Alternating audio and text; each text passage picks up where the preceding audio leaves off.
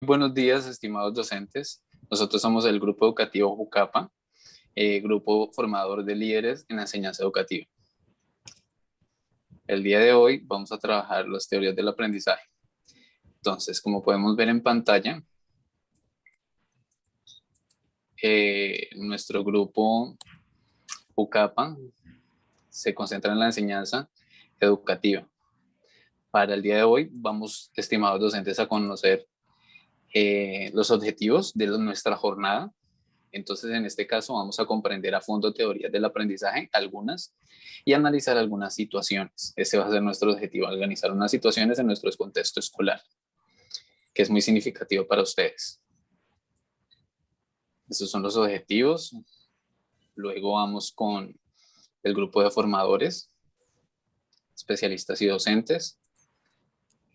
Empezamos con un cuadro comparativo acerca de las teorías de aprendizaje, las primeras teorías del aprendizaje, las cuales vamos a estar trabajando a continuación, pero estas teorías son un marco de referencia para nuestro trabajo en el aula. Entonces, de aquí nosotros tenemos que tener como docentes, tenemos que tener en cuenta cómo aprenden los estudiantes o de dónde proviene el conocimiento.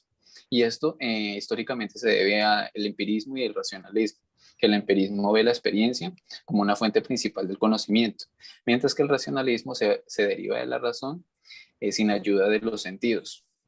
En este caso hace uso énfasis, y hace mucho énfasis en la memoria y en la materia.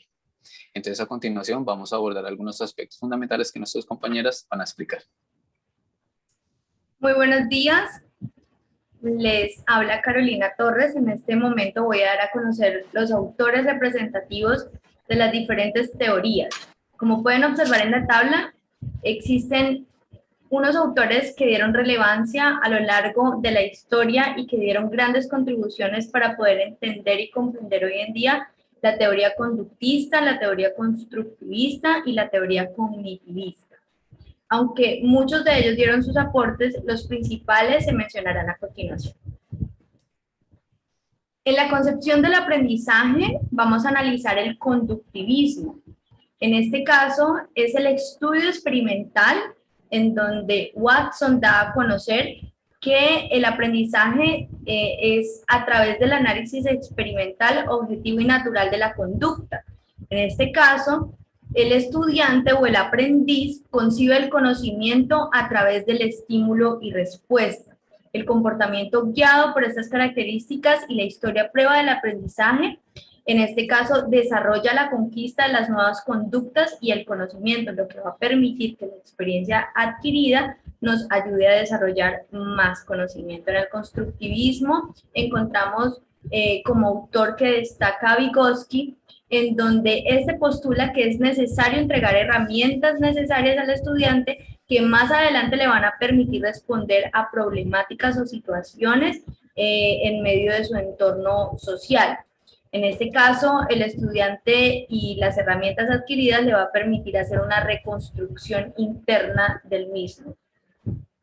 Y más adelante encontramos el cognitivismo, en donde se enmarca o destaca como autor Piaget, y en él vamos a desarrollar o a entender que el conocimiento se adquiere a través de la percepción de los objetos y la relación que tenemos con el entorno.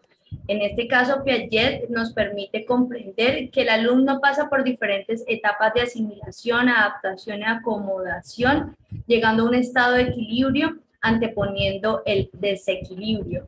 Es un proceso donde poco a poco, a través de la experimentación del entorno, el estudiante logra desarrollar un conocimiento que se va a afianzar a lo largo de sus etapas de la vida.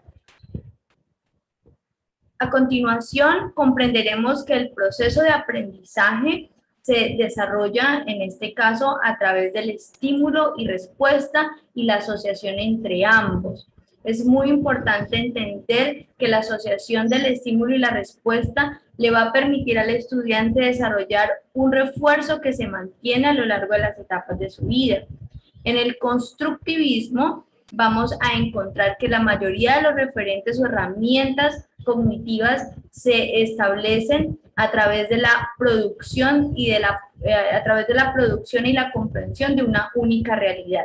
Esto hace que a lo largo de la vida de los estudiantes el aprendizaje constructivista sea activo y ellos mismos sean los que construyan el conocimiento. Adicionalmente, vamos a encontrar que es importante resaltar a través de esta teoría que el aprendizaje está vinculado con lo que se sabe y lo que se aprende a través de la adquisición del conocimiento. La inteligencia en el periodo preoperacional es intuitiva y según Piaget, los niños adquieren habilidades de representación en el área de imágenes mentales, lo que afianza la teoría en donde la experimentación y el aprendizaje significativo en la relación con el entorno perpetúa el conocimiento en el estudiante.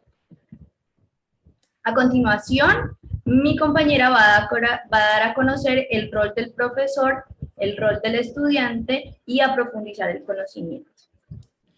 Bien, entonces, para el conductivismo, el rol del profesor es un rol protagonista, pues es él el que establece los comportamientos deseables y diseña los objetivos de aprendizaje, así como los ejercicios y actividades que va a tomar en clase para que el estudiante realice las conductas correctas de acuerdo a un sistema de castigos y premios. En el constructivismo, el docente toma un rol secundario, pues se encarga más de instruir, guiar o ser como un mentor para que el estudiante desarrolle sus propios puntos de vista e incluya los conocimientos previos a los conocimientos que adquiere. Finalmente, en el cognitivismo, el estudiante es más como un facilitador y un guía, donde éste comprende el impacto que tienen los resultados del aprendizaje, determina las maneras más eficientes de organizar y estructurar la información y organiza prácticas con retroalimentación de tal forma que sea más eficiente. Sigue. En el rol del estudiante, para el conductivismo, el estudiante es un sujeto pasivo, pues él es como una hoja en blanco que el profesor tiene que llenar a través de la repetición para que se memorice y produzca su conducta requerida. En el constructivismo, el estudiante es el protagonista, pues es él el que construye el conocimiento por sí mismo y debe relacionar la información anterior con la que el docente le prepara. Y finalmente, en el cognitivismo, el estudiante debe aprender más allá de lo que el profesor le enseña, pues es importante que él relacione pues experiencias pasadas, emociones y diferente información para que más adelante desarrolle nuevos aprendizajes y habilidades estratégicas. Sigue. Las relaciones entre profesor y docente para el conductivismo es una relación basada en estímulo y respuesta. Básicamente es condicionada por lo que el docente dice que debe ser correcto. En la del constructivismo es una relación más marcada por la participación, donde el estudiante es activo y motivado y el docente toma, como ya les había dicho, un papel más de guía. Y los cognitivistas enfatizan en una relación más de retroalimentación, donde el estudiante genera aprendizajes significativos para que pues, más adelante pueda organizar y relacionar nueva información con el conocimiento previo. ¿Sigue? Ahora, el proceso de transferencia para los conductivistas se da cuando se presentan características similares o idénticas a las conductas que se transfieren. Es clave que las transferencias son con el refuerzo condicionado y la generación del proceso de estímulo-respuesta.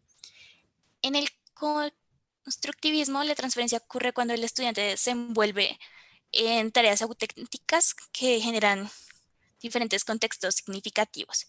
Y finalmente, en el cognitivismo, como ya les había dicho, es una relación más de retroalimentación, por lo que las transferencias aparecen cuando el estudiante se encuentra en situaciones reales y que permiten estimular diferentes etapas, como lo son la sensoriomotriz, la etapa de operacional y las operaciones concretas. Exacto, compañera. Ahora vamos con el análisis de situaciones, mis queridos profes. Nosotros vamos a presentarles unas situaciones, 3 situaciones, y ustedes van a analizar, discutir y socializar qué teoría de aprendizaje es la más pertinente para cada situación que ha utilizado el docente. Entonces vamos con la situación número 1. En esta situación que se titula presentación de argumentos entre estudiantes para construir conocimiento. Entonces acá ustedes la pueden leer, la pueden observar, analizar, y básicamente la docente utiliza una estrategia que es primero hacer grupos de trabajo, formar grupos de trabajo, luego entregar una pregunta en donde los estudiantes van a, de forma argumentativa, responderla. Luego va a dar un espacio de 15 minutos para que ellos puedan colaborativamente argumentar, preparar, justificar y discutir para dar respuesta a esa pregunta. Y finalmente 5 minutos para presentar sus argumentos, sus posiciones, discutir las respuestas a los diferentes grupos y por último hacer una autoevaluación de lo que presentó cada grupo. Entonces, en este sentido, en este orden de ideas, pues la metodología empleada por los docentes, ¿ustedes cuál creen que es? ¿Qué teoría es? Vamos a verla en la siguiente diapositiva, qué teoría presentó esta docente.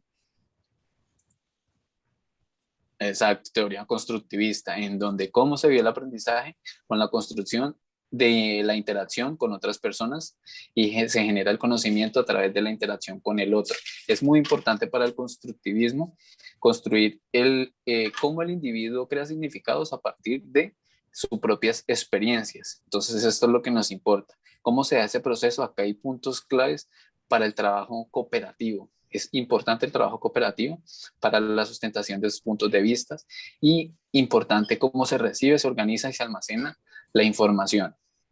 En las interacciones, como lo decía mi compañera, es una relación muy activa mediante el compromiso y la responsabilidad de ese trabajo cooperativo. Mi compañera le va a explicar la situación número 2.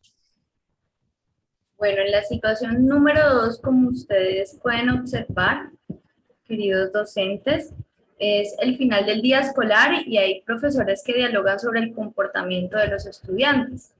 Entonces encontramos que las docentes hablan acerca de la estimulación del desarrollo del comportamiento de los niños a través de caritas, ¿sí? Entonces dialogan en donde los niños que se portan bien van a recibir caritas felices y de lo contrario, pues se les quitará las caritas. Vamos a observar dentro de esta situación que encontramos una teoría conductista en donde esta situación permite representar a través de los cambios de la conducta de los estudiantes, es decir, moldean al estudiante de acuerdo a un estímulo o una respuesta apropiada de acuerdo a la estimulación gratificante que serían las caritas. Entonces, los estudiantes deben adquirir un comportamiento que desea el docente, a través de ese estímulo. En el proceso de aprendizaje, en ese proceso existen elementos claves que está el estímulo, la respuesta y la asociación entre ambos. Para el logro de un objetivo de aprendizaje se presenta un estímulo, que en este caso es el tiempo de recreo o de dibujo, que trae como respuesta observable el cambio positivo de la conducta. También vamos a encontrar en las interacciones del estudiante y el profesor que la relación entre docente-estudiante se refiere a la transmisión de información. En este caso, el docente posee el conocimiento y lo transmite a los estudiantes. El docente es quien controla los estímulos ambientales para favorecer el aprendizaje de los mismos. Y bien, finalmente, en la situación número 3, encontramos a una docente que anteriormente envió un número de lecturas a su clase y cuando ellos entran les pide que antes de comenzar la lectura anoten en una hoja en blanco las ideas que se le vienen a la mente respecto al tema de la clase y también lo relacionen con conocimientos que tienen anteriores al tema. Y finalmente hagan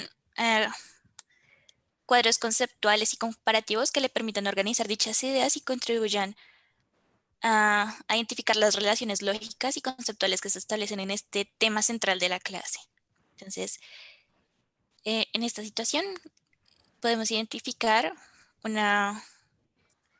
se relaciona a la corriente cognitivista, puesto que el aprendizaje depende de los factores internos y procesos mentales, como ya lo habían explicado anteriormente.